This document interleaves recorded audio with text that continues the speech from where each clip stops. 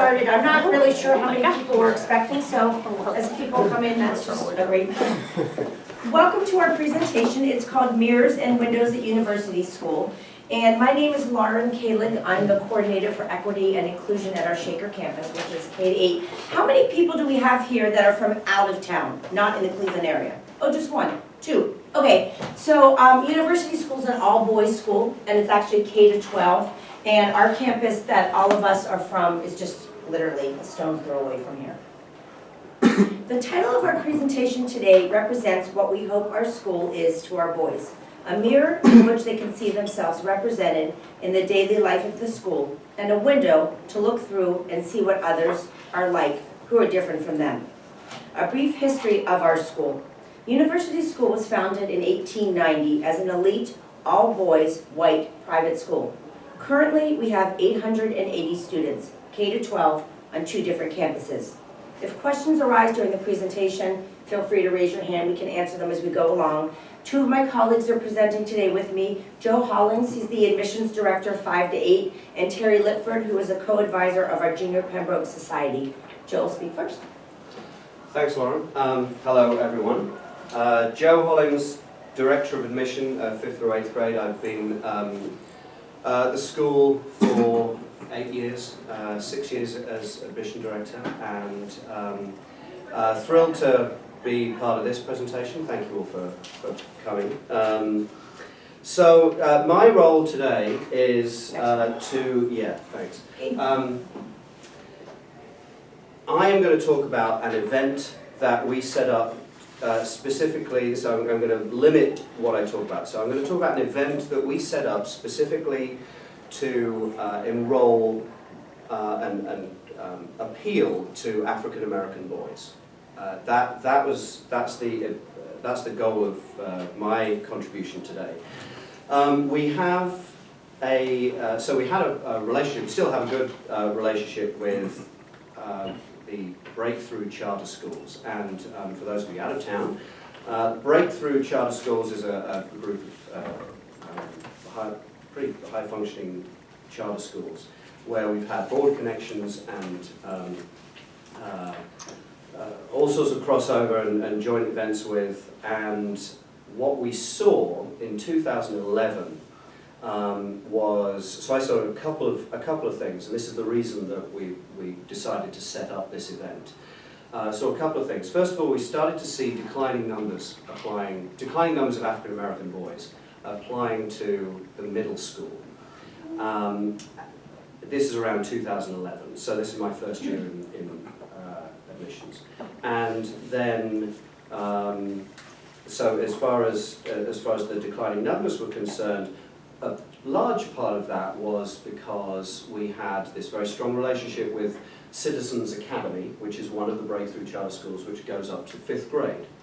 And we were working very hard with the administration there to appeal to their students' high flyers and make University School look attractive to them. And what happened was, and it's a good idea from their part, is they opened a middle school. We clearly all our eggs were largely in one basket as far as we're concerned. So and in fact it was an old head of middle school from the US, Shelley Saltzman, for those of you who know her, who opened that middle school, which she's done a terrific job. So all of a sudden we found declining numbers because of that. So I was looking at these numbers, and at the same time I was approached by three current families with boys who said, you know what, our boys are getting to the point where they're going to be in middle school, and quite frankly, we don't want to be, we want to be surrounded by, we want our boys to be surrounded by more kids that look like us and can share our experiences. To speak to that, I mean, our mission includes the phrase, part of our mission, University School is a diverse and inclusive community where each boy is known and loved.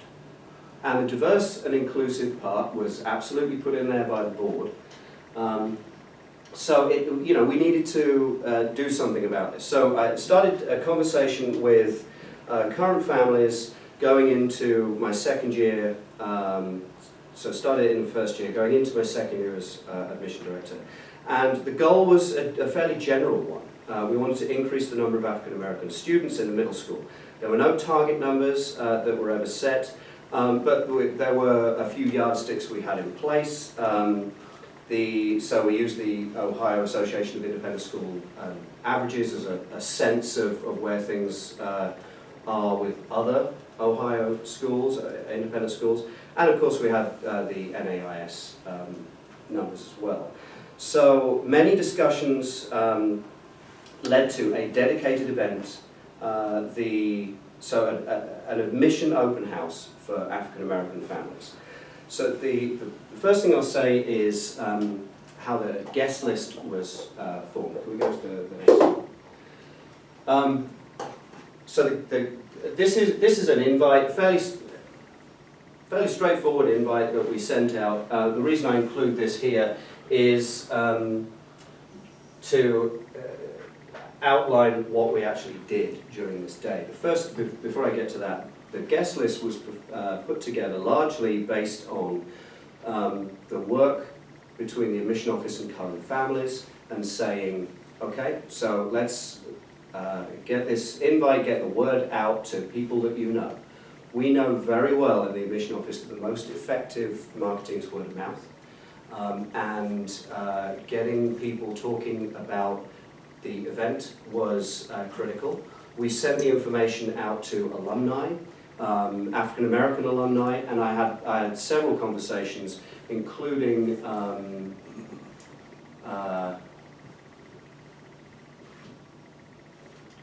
who's the guy who's a lecturer at English lecturer at. Oh, now my brain's gone. He'll come back to me. You know the place. The guy in the place with I believe he was the first African American alum from the US. Yes. You know who I know who you're talking about. His name escapes me. Okay, so they'll come back to. Anyway, I had a long conversation with him. I think the lights were off by the time I finished talking to him, but he was very interested in what we were doing. So I knew we were onto something. So conversations, there's no substitute for putting time into this and talking with people and asking, what they think. So current families, African American alum, and the REACH program, attendees of the REACH program. There is a wonderful brochure in your folders about the REACH program, which is that's all Terry. And he's going to be presenting on the REACH program tomorrow at 8:45. So please attend that wonderful presentation. So we sent, that's how the guest list was formed. We sent this information out. And this is what we did. We kept it fairly simple. It was a couple of hours, well, an hour and a half, and then a potential tour of the campus. But after a welcome by our headmaster, it was Q&A with a panel of boys and current parents. And it really was having prospective parents talking with current parents and boys. And with all sorts of topics have come up. It's largely been about what's the experience like at US. But it's been a fabulous experience particularly hearing in the early years. There was some, I think, challenging moments. Some of the experiences that some of the boys shared. But nevertheless, this whole experience has got to have the support of the upper administration to make it work, and the support of current parents. And this was what really enabled this event to thrive. So we did, again, a fairly simple agenda for the day, and the result has been fairly positive. Can we go to the last slide for me? So We've a gentleman from the OAIS. I think I have this right. I pulled it from the most recent numbers. So this is looking at the middle school. The reason for the declining numbers was largely because boys were matriculating up and into the high school, and not very many African American boys were applying. So hence the decline. And we started the event here. So the next year was like, oh, great. Things have declined even further. But what this shows to me is you've got to stick with it and be committed to a program and efforts. And now, so this is the percentage of our student population made up by African American boys in the middle school. So it means that because students obviously matriculate every year, you've got to keep attracting boys and keep working with families to keep those demographics looking the way they do. So we're now at, again, not that we're trying to reach a particular number or anything, but we're the highest that we've seen as a percentage in 11 years. And when you have a mission to create a diverse and inclusive community, to my mind, and if we're going to prepare boys for the world, you have to get people together who are different to each other. Yes, sir? What's the total number of students in the middle school? Total number of students is 220 in the middle school. This I will say that this number is not this does not come close to what Shaker Heights population of African American families is. Shaker Heights as a whole is closer to upwards of 20-something%. But looking, if looking at the local area, and then we get into all sorts of questions about independent schools and socioeconomic diversity as well as racial diversity. So there are all sorts of layers on this. That's another presentation, I think. Yeah. Sorry. Okay. Sorry. My hand. Sorry. Just the overall diversity beyond African American. What does that mean? So students of color make up just over in the lower school just over a third. Okay. In the middle school, it's 29.1%. So it's significant. It's not the UN quite yet, but we're also in Cleveland. So what impacts have you seen the REACH program? Maybe you can kind of jump in on increasing diversity in the middle school itself. Well, from my perspective, I mean, I think working with Terry more closely has it has drastically improved the number of applicants. I think I mean you certainly talk to that. Well, I mean, as you mentioned, when we were originally putting together the male list for this particular event, Joe reached out to me for a list of potential candidates that had participated in the REACH program. And so many of those families have participated in this event, but I think those families have also been very helpful in just spreading the word in their own networks about the opportunities that are available for families at University School. Just in terms of like direct benefit from the REACH program, and again I'm going to talk about REACH more tomorrow, but REACH is a community partnership with the school. We certainly would love for families that participate in the REACH program to then have a chance to matriculate to US. But that's not our stated goal with the program, to use a program as a recruiting tool for University School. But that being said, we've had a number of the boys who have been introduced to the school through the REACH program, who have then applied for full-time admission at US and have gotten in. I don't know the exact number off the top of my head, but I want to say between 7 and 10 of the African-American students who are at US in the middle school now are students that were introduced to the school through the REACH program. So, I mean, that's a good portion of that core group. And it's a group that continues to grow. I mean, every year, when Joe is going through the whole admissions process, we talk at length about boys that are in the applicant pool, who were REACH students, what we saw from them during their time with us, whether or not these, would actually be boys who would thrive at US. And so, we've developed a very close relationship since 2011, and I think our efforts with REACH are part of that growth and trajectory that you've seen. How has financial aid played a role in this? I mean, I know that it's obviously a goal of HB's as well, but when you have a limited amount of financial aid and funding, did your administration make a decision to kind of earmark a certain amount of those funds to help increase diversity, or did it just everybody was rolled into the same? No, there has not been a particular earmarking of financial aid to increase diversity or racial diversity. It's far more about socio-economic diversity. But I will say, I mean, if you're looking at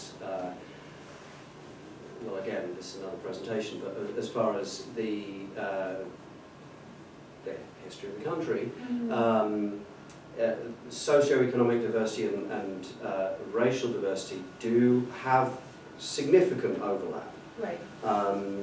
And it's largely been based on me working with our financial aid director and her changing our financial aid model to a net-based revenue system rather than dedicated funds for each grade. Okay. And I would, if you're interested in that, I would strongly recommend giving Christina Townsend Hart's a call. She's always happy to talk about net-based revenue at length, so get comfy. I just know that's a challenge that, we face here. Yeah. We're not able to provide financial aid, so even when we have students who are, definitely qualified enough to be at HP, and we would love to welcome them here, we have also a limited amount of resources. It's an ongoing issue, I would say, for every independent school in the nation. That's a huge part of it.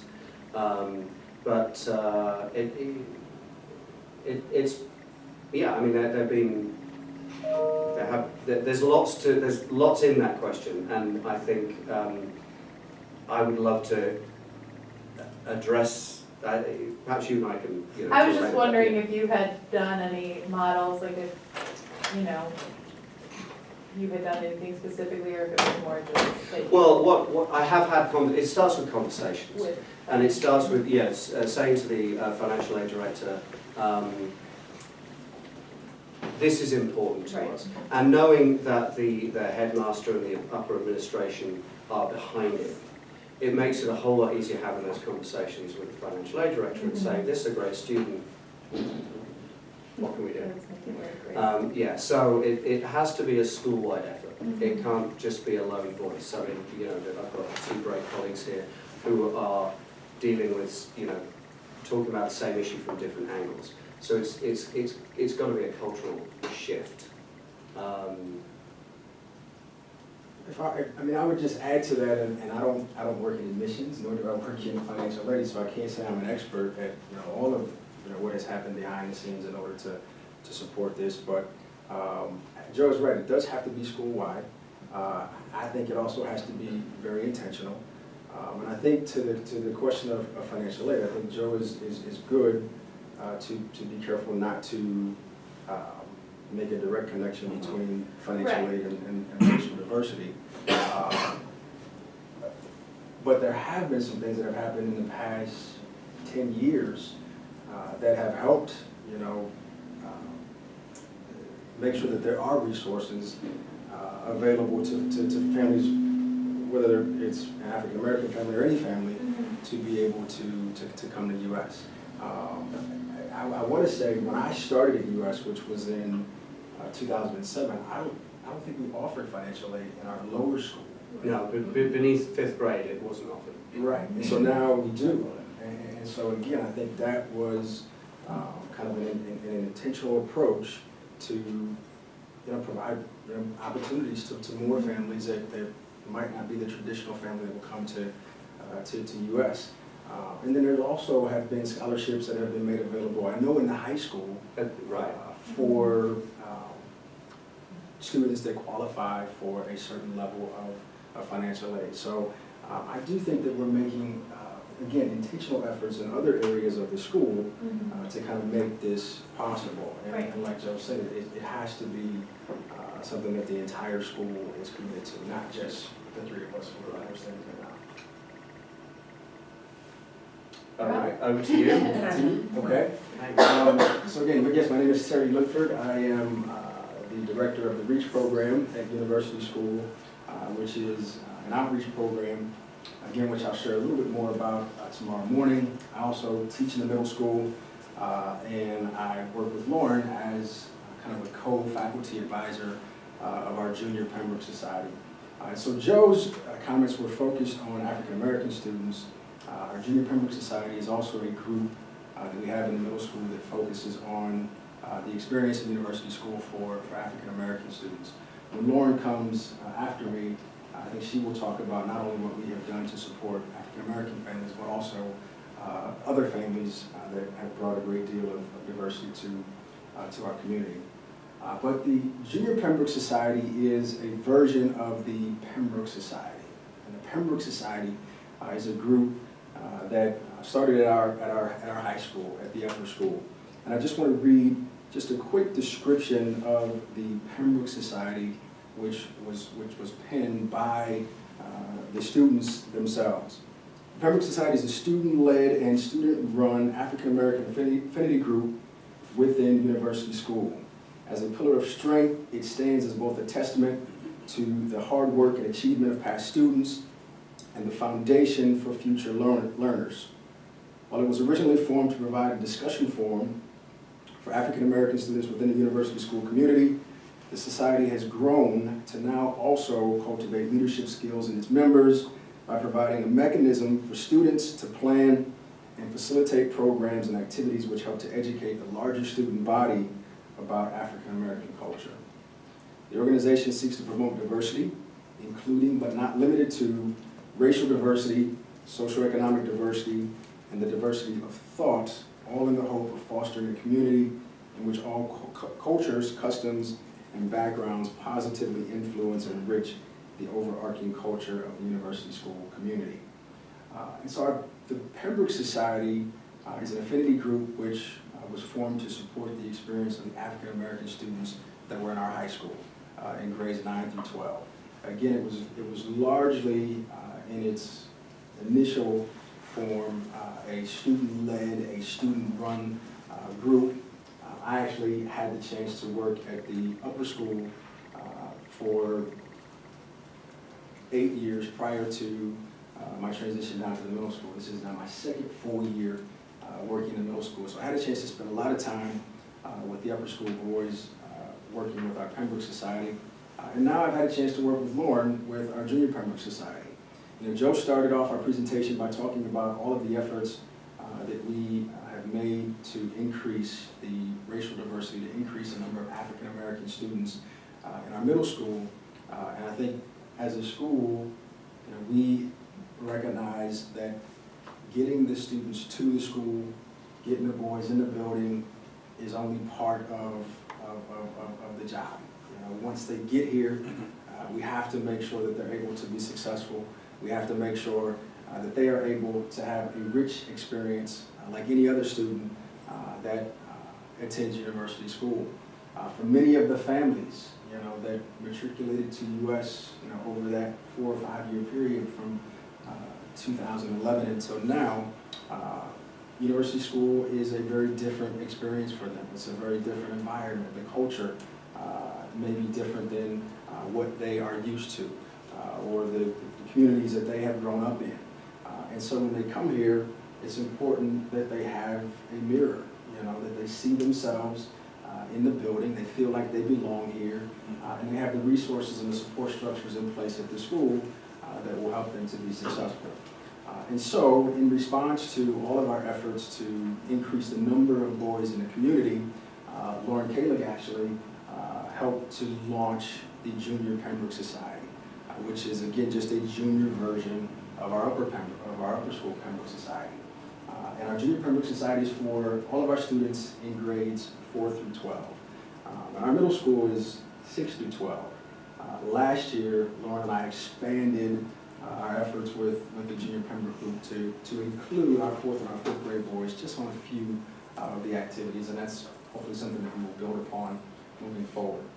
But with our middle school boys, boys in grades 6th, 7th, and 8th grade, we meet with them bi-weekly or twice a month. It is a discussion forum where the boys can talk about issues that are affecting them within the school, as well as things that they may be facing in their communities and outside the school. We also try to provide opportunities for them to develop leadership. A big part of our efforts center around cultural awareness and helping them to develop positive social identities. I think it was last year. Last year we had a meeting where we brought the boys together and we talked about Black excellence. We also talked about building Black colleges and universities.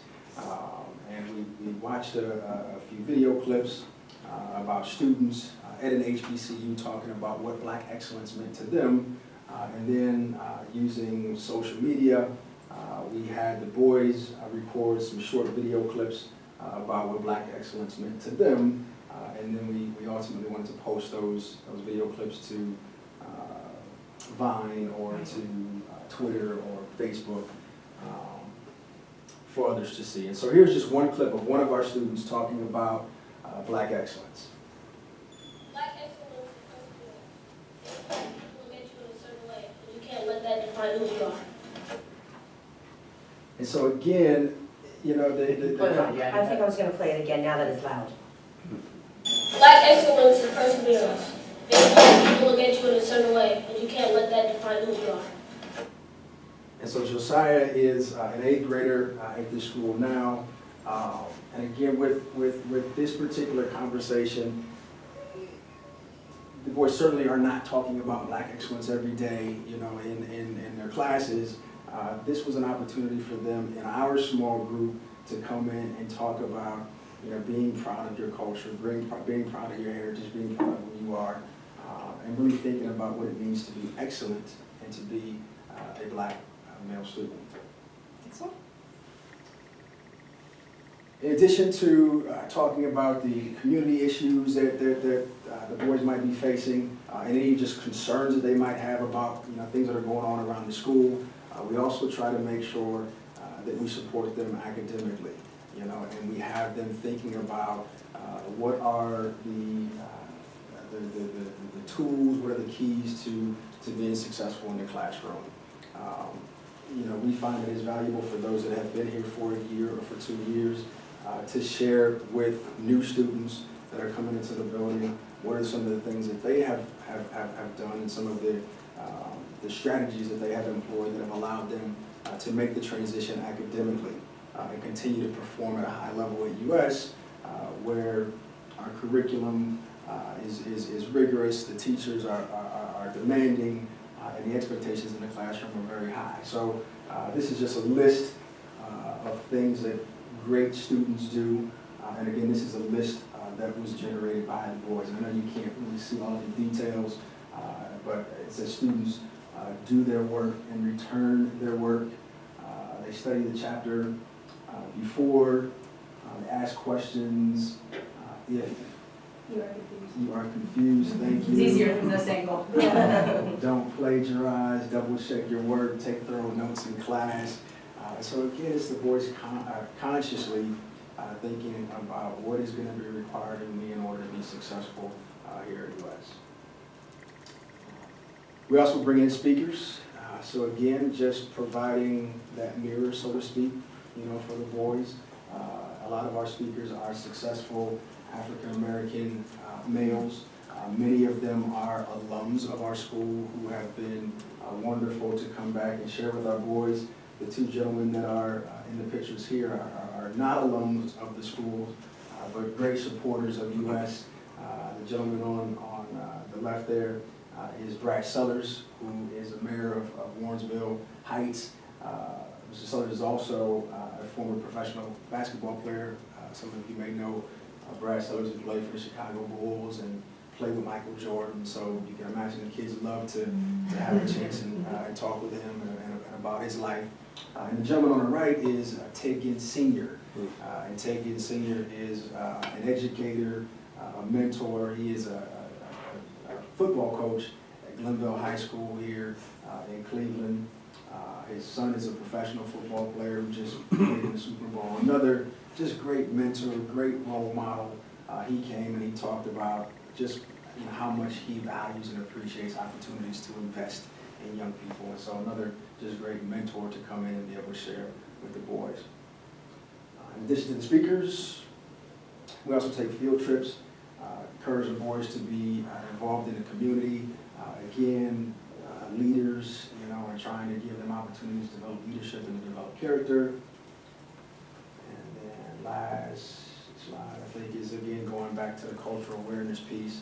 We want both the Pembroke Society as well as the Junior Pembroke Society to really take an active role in not just, having programming for the boys, but being leaders in bringing programming to the entire school, which helps to raise awareness around diversity.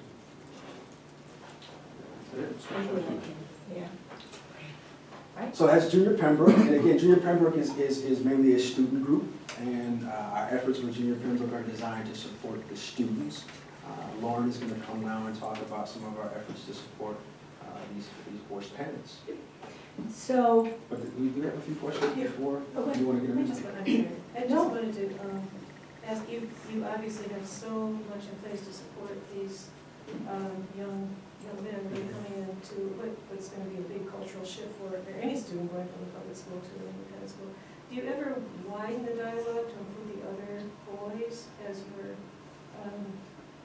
doing some pretty intense and long discussions with these children? We do, and I think that Lauren may talk about some of the school-wide programming that we do, which is sponsored by another terrific group, which she'll share about in just a second. Is there one more question before Lauren? It kind of got answered. Was that it? Okay. Thanks. Just some technicalities. Do the students self-select, or do you outreach to them when they come to the school? And then secondly, what's the timing of this? So is it during lunchtime, or is it a pull-out from class time? Mm-hmm.